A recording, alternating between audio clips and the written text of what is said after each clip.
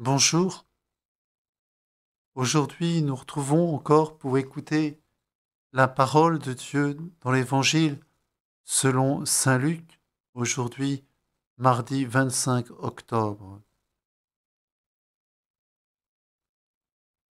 Demandons à l'Esprit Saint d'être à nos côtés, d'ouvrir notre cœur à l'écoute de ce qu'il veut nous dire, nous donner sa propre perspicacité pour que l'Évangile vienne frapper notre cœur et nous transformer profondément.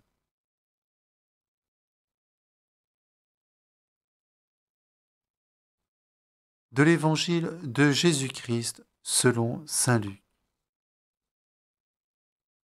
En ce temps-là, Jésus disait: À quoi le règne de Dieu est-il comparable?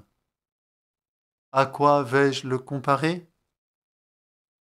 Il est comparable à une graine de moutarde qu'un homme a prise et jetée dans son jardin. Elle a poussé, elle est devenue un arbre, et les oiseaux du ciel ont fait leur nid dans ses branches. Il dit encore: À quoi pourrais-je comparer le règne de Dieu? Il est comparable au levain qu'une femme a pris et enfoui dans 3 mesures de farine, jusqu'à ce que toute la pâte est levée. Acclamons la parole de Dieu. Louange à toi, Seigneur Jésus.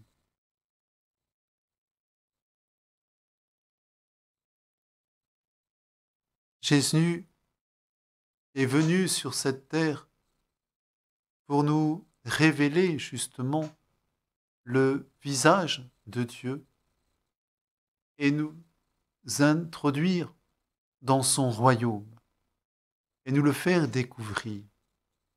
Et ça a été, je crois, un des grands leitmotifs de la prédication de Jésus, d'annoncer ce règne de Dieu,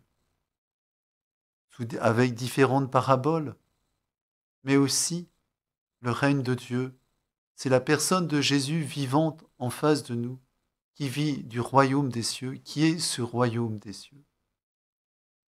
Bien sûr, ce n'est pas un royaume, je dirais, spatial, dans lequel nous sommes délimités par une géographie précise, mais peut-être plus un état, nous sommes entrés, invités dans ce royaume de Dieu, c'est-à-dire à vivre de l'esprit de ce royaume, qui fait que nous sommes des artisans de ce royaume par notre vie.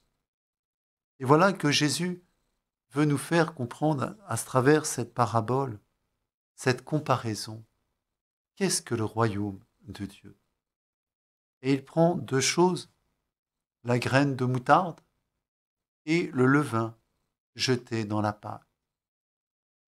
Ça paraît tout petit, insignifiant, mais cette graine de moutarde, qui est, qui est l'Esprit Saint, qui peut être la parole de Dieu, est jetée en terre, d'une manière ou d'une autre, dans le jardin, comme c'est dit ici, et cette petite graine va devenir un grand arbre, au point que tous les oiseaux du ciel vont venir se réfugier.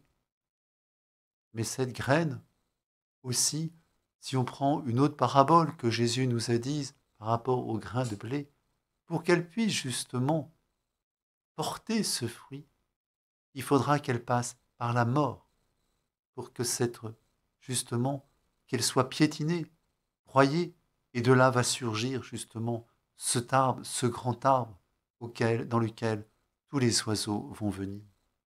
Cela nous fait penser à ce mystère de la croix, où Jésus meurt pour chacun d'entre nous et dont la fécondité est extraordinaire.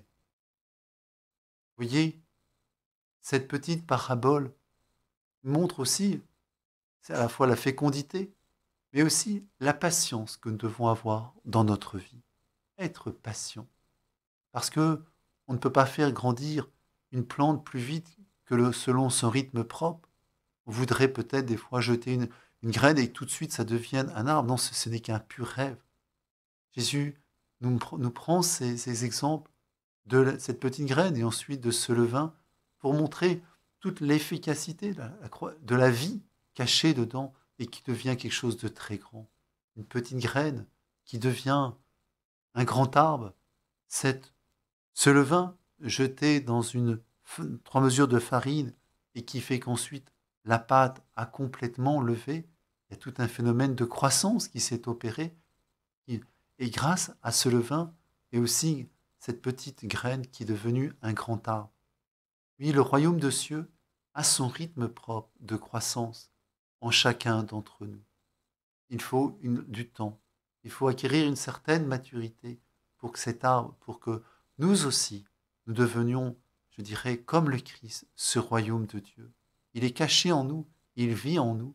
Alors, si la parole de Dieu a été semée dans notre cœur, laissons-lui le temps, à travers par la méditation, à travers le fait de la murmurer régulièrement, pour qu'elle habite encore plus notre cœur, pour, je dirais, l'arroser, comme dirait saint Paul, afin qu'elle grandisse en nous. Eh bien, demandons aujourd'hui cette grâce, que cette parole de Dieu que nous entendons aujourd'hui, ainsi que toutes celles que nous avons entendues depuis plusieurs jours, plusieurs semaines, plusieurs mois, plusieurs années, soient vraiment prennent place dans notre cœur, que ce soit, je dirais que nous aussi, nous soyons ces arbres grands à travers lesquels, justement, les oiseaux du ciel peuvent venir trouver leur refuge. Amen.